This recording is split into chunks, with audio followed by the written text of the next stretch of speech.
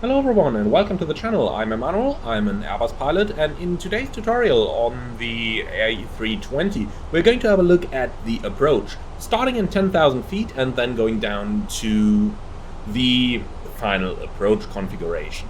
Now, I've just paused the simulator here just above flight level 100 so that we can start with having a look at the 10,000 foot flow pattern.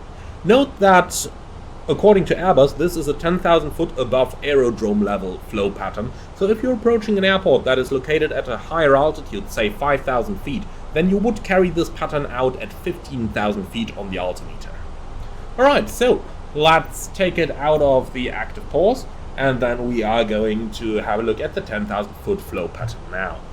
So we start up here on the landing light switches, which we're going to turn on.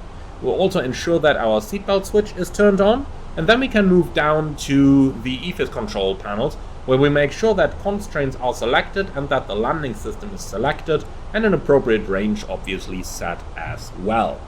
So from here then, we are going to move down to the progress page on the FMS, where we verify the accuracy is high for the approach, and the required accuracy is correct as well. So now we got 0.3 miles, accuracy high, and we are running on GPS primary, which is important to know here as well. Now, the last thing we check is the engine mode selector, which is going to be either in norm for most approaches, or in the ignition position if the runway is covered with standing water or if heavy rain or severe turbulence is suspected during approach or go around. So we're going to keep it in norm today. Now, when the check is completed, we're going to read the approach checklist. But just because it comes in handy right now, let's quickly take up the cabin's call here, telling us that the cabin is going to be ready for landing. So be sure to turn on the volume and transmit there. Hello, Emmanuel here. The cabin is now secure for landing. Thank you. And when you're done with that, be sure to turn that off. You don't want to hear all the chatter of the cabin crew. In order to get rid of the attendant that's flashing over here, just hit the reset button and that's going to be gone again. Okay, so now let's go ahead with the approach checklist. Barrel ref? Well, don't have that yet, because we are not yet clear to an altitude. And for this reason, we just gotta delay the checklist a bit here. Now, let's go ahead and start our continued descent then, going down to 3,000, which is where we're going to intercept the ILS. So let's go 3,000, open descent, and let's say that air traffic control is now taking us on a vector. So let's say, for example, continue present heading. So now, speed restriction 220, please. This is a bug, it shouldn't accelerate once it started reducing here on managed. So now, ATC has just taken us straight on a vector, and now since we're cleared in altitude, we'll also set the QNH. So QNH 1026 is cross-checked, passing 7,000, now checked, and now we can do the approach checklist. So barrel ref, QNH 1026, seatbelts on, minimum, barrel 278, auto brake, low, engine start selector, norm. And when the engine start selector challenge comes, as always, check right here on the panel. And that is the approach checklist complete. So now that we're on a radar vector from air traffic control, we need to sequence our flight plan, and this needs to be done for any approach where you get radar vectored. In order to do that, what we do is we go onto the direct page, we select a sensible waypoint, usually the final approach fix. You can also take the 10-mile fix if you think you will more or less overfly that. So in our case, we'll take the CF over here, and then we select a radial in. Remember, radial is always the opposite as a course. So radial in, if our final approach course is 269, as you can see over here, the radial is going to be 089. So be sure to select that, radial in. And now you can already see how the airplane draws us an extended center line. So let's hit insert, and now it's automatically going to arm the nav mode because it wants to intercept that. However, we don't want that, so we just pull the heading knob again in order to get rid of that accidental nav mode activation. Alright, and that basically sets us up for the approach. Let's say air traffic control radar vectors us in, let's say heading of 210, just something that gets us close to the approach is going to do over here. The next thing we got to judge is our energy and how we're going to fly the approach. So the first thing we have here is on the ND, that little bar that we have up here, and that tells us, without the use of additional drag devices, so without the speed brakes, where we could land the plane. So if this is in front of the runway, that's basically a very good indication for us, telling us that we are going to be able to get in without the speed brake. If this is behind the runway, then you will need additional drag, usually in form of speed brakes, in order to get down. Now, I did in the past already do a separate video on the deceleration schedule on the A320, which I can very much recommend you to have a look at. But let's have a look at how we do this now. So we are now on a radar vector towards the final approach track. That is usually a very good moment to go onto the performance page and verify that the approach phase is already active. If you hit performance and it brings you directly onto the approach page down here, then approach mode is active. If you end up on the descent page, then you might have to hit the activate approach phase prompt down here and then confirm it in order to actually activate the approach phase. The reason we activate the approach phase is twofold. Number one, it is going to update the primary flight display and the speed indicator with the correct speed limits for the approach. Remember that we are looking at different limitations for different flight phases. And the second one is that when we go back to managed speed, it is going to reduce the speed automatically. And this is what we want to do now. So if we press the speed knob in order to go back to managed, you can see that the speed target now reads 165 down there, but the airplane is never going to go below the characteristic speed for the current configuration. So since we are here with flaps up at the moment, it is going to maintain the green dot speed on auto thrust.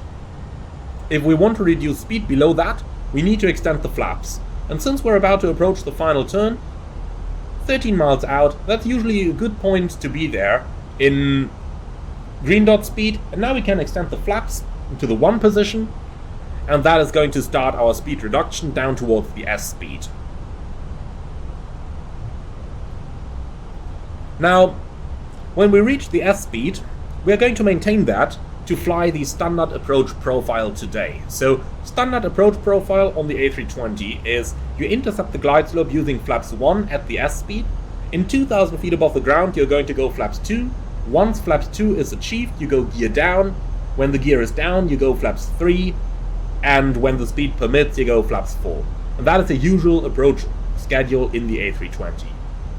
Now, let's make a right-hand turn onto a good intercept heading here. So let's say 240 in order to intercept the ILS. And ATC has just now cleared us for the ILS. When cleared for the approach and correct indications on the PFD are observed, then you are going to press the approach button and activate the second autopilot.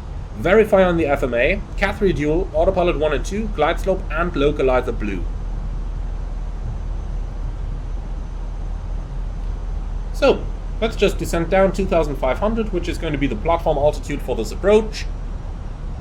And then from there we are going to intercept the final approach. Always good to verify that the level of arrow is located prior to the final approach fix there if you're descending to the FAF altitude. Okay, so localizer is coming alive.